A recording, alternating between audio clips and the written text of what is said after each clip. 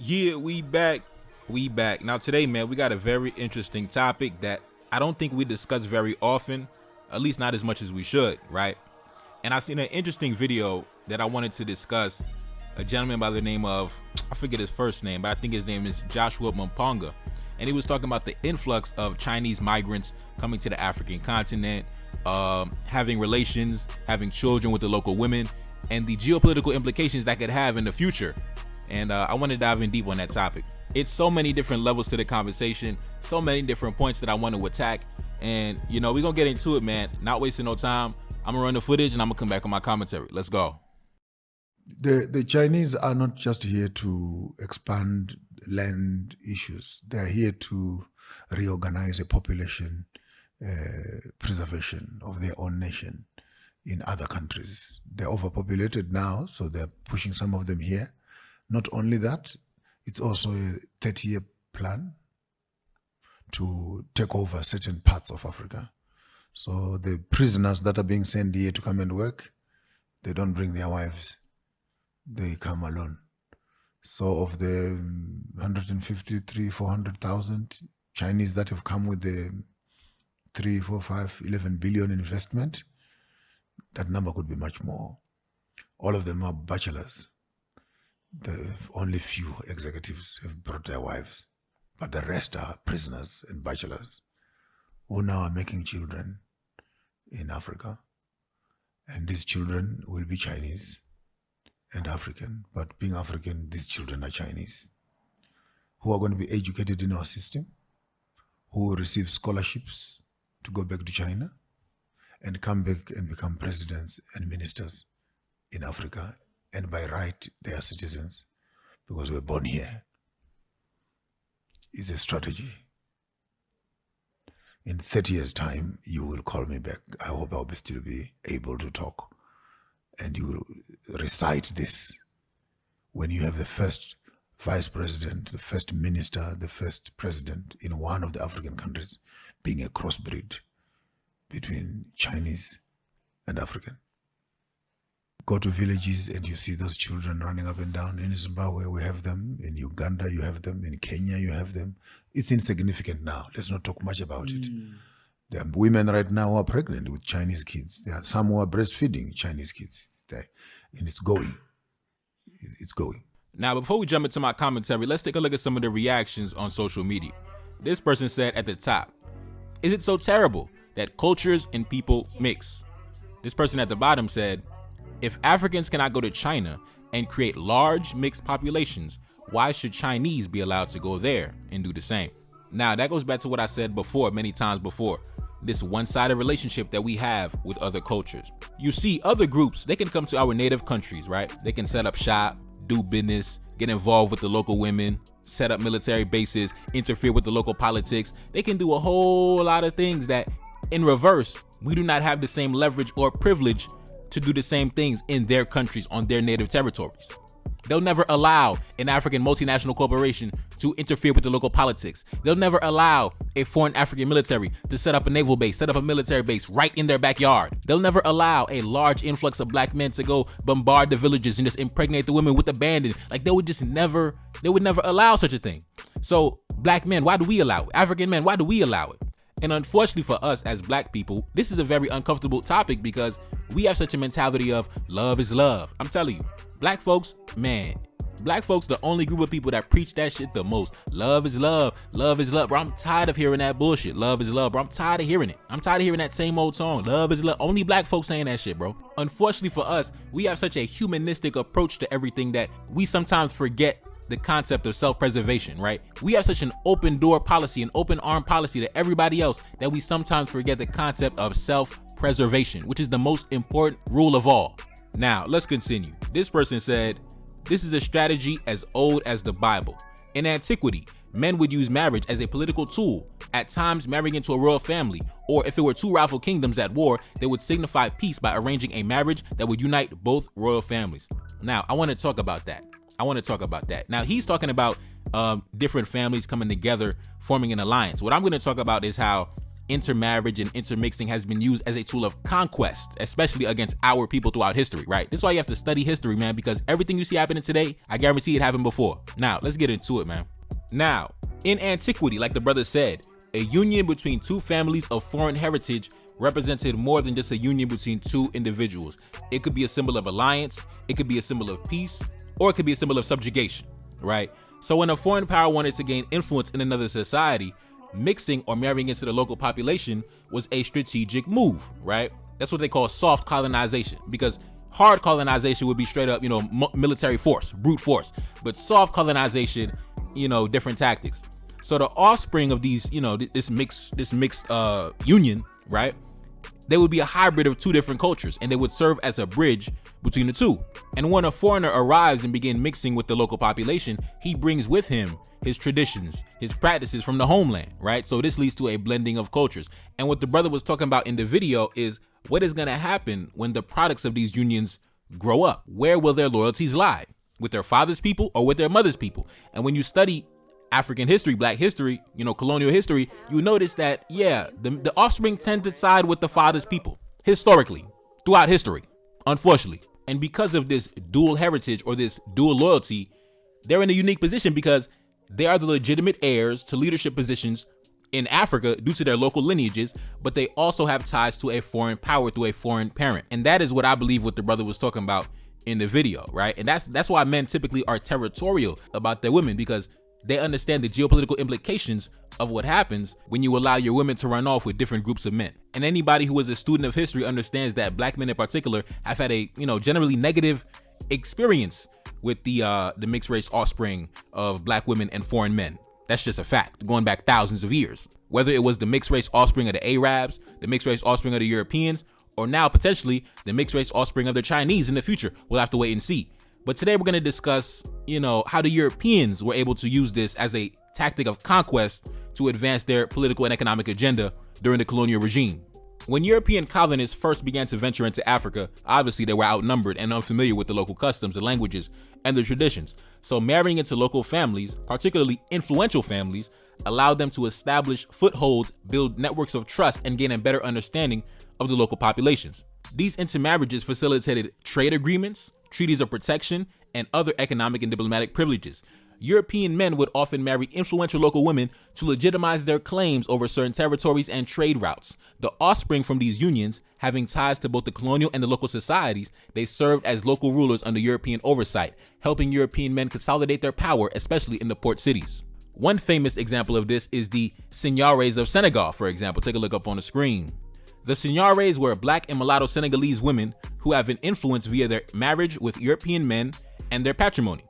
These women of color managed to gain individual assets, status, and power in the hierarchies of the transatlantic slave trade. There was also a Portuguese equivalent of mixed-race businesswomen who played an important role as business agents through their connections with both Portuguese and African populations. There was also an English equivalent of mixed-race women with the same position. Now, when we take a look at the Seigneurs, for example, we can examine how European colonists leveraged their relationships with our women for their economic and political benefit, right? The mixed-race offspring, especially in the early days of the colonial expansion, they served as a bridge between the Europeans and the local populations, like I said. So by forming intimate relations with the local women, European traders were able to secure better access to trade networks, understand the local customs, and gain political leverage. The Seigneurs themselves, they were the daughters of European traders and local African women. The Seigneurs had access to European goods and African trade routes. Over time, they ended up building mercantile empires. The sons of these unions, who were oftentimes educated in Europe and held significant local connections due to their mothers, often became crucial allies for the European powers. They often held positions within the colonial administration, serving as interpreters, officials, and diplomats. This bicultural identity made them valuable in managing and expanding colonial affairs. Now, I know we spoke about how they used this to facilitate trade routes and get certain treaties of protection, but now we're going to talk about how the sons of these unions, the products of these unions, actually waged war against black African men. Yes, we're going to dive into the military aspect of the situation. Take a look up on the screen. We're going to take a look at a gentleman by the name of Mr. Alfred Dodds, right? Alfred Dodds. Let's read his biography. Alfred Dodds was a commander of the French forces in Senegal from 1890, a commander of French forces in the 2nd Expeditionary Force to suppress the Boxer Rebellion, and a commander of French forces during the 1st and 2nd Franco-Dahomean War. Now, Let's get into it, not wasting no time. Alfred Dodds was the son of a seigneur. Yeah, we just discussed the seigneurs. This gentleman right here, this guy right here, was the son of a seigneur. He was born in Senegal, right? He was born in Senegal. And as the offspring of a seigneur, he was provided with a European education and grew up in an environment that straddled both European and African culture. Dodds joined the French military and rapidly ascended through the ranks due to his competence, courage, and familiarity with the West African terrain and the West African culture. His dual cultural background made him a valuable asset to the French imperial endeavors on the African continent. Dodds is best known for his campaigns against the Kingdom of Dahomey in the 1890s. Leading French troops, he was pivotal in the conquest of Dahomey. His successful campaign led to Dahomey becoming a French protectorate under European rulership. Apart from Dahomey, Dodds also participated in other military expeditions in other parts of Africa, helping to consolidate French control in these regions as well. Having a mixed-race officer lead troops in battle against African kingdoms sent a powerful message. It underscored the idea of collaboration and integration, suggesting that French colonialism had the support of Africans, even if that was not the case. Now we're going to go into the European colonies on the Western Hemisphere, right? We spoke about how they use this tactic on the African continent. Now we're going to talk about how they use this tactic on the other side of the Atlantic, right? Across the water, right?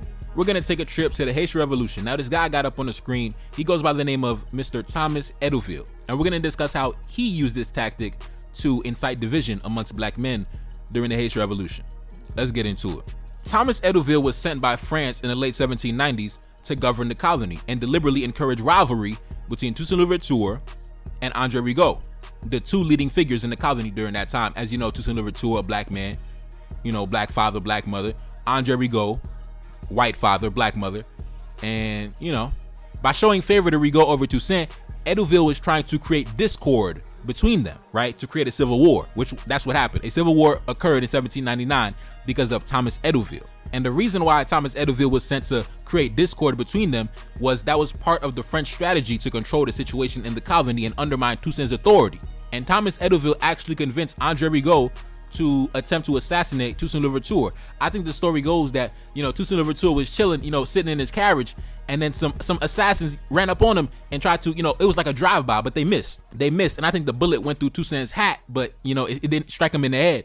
So they almost killed him. And then after that, Toussaint Louverture invaded, he invaded the South, which was André Rigaud's stronghold at the time. And that's how the Civil War occurred in 1799. Obviously, André Rigaud and his army was defeated and sent into exile. And Toussaint Louverture ended up becoming the most powerful man on the colony. But that goes to show how the mixed race offspring was used to undermine the authority of the black man and enforce the interests of the European colonists, right? And this wouldn't be the last time that the French used this same tactic against the Haitians. Just 20 years later, how do you think they secured that deal for reparations? Everyone always says, oh, the Haitians paid reparations to the French. How do you think the French were able to secure that agreement for reparations? Who signed that agreement for reparations? Which leader signed that agreement? Jean-Pierre Boyer, a man of mixed race heritage, a man of French and West African heritage. That deal was signed in 1825, but that deal was 11 years in the making. But that was not the first time that the French tried to open negotiations in regards to reparations. They tried to do it back in 1814 with King Henry Christophe, as we all know, the son of a black man, the son of a black woman, right? But they were not successful. You see, the French in 1814, they sent an ambassador, they sent an envoy, they sent an emissary by the name of Franco de Medina, a French diplomat.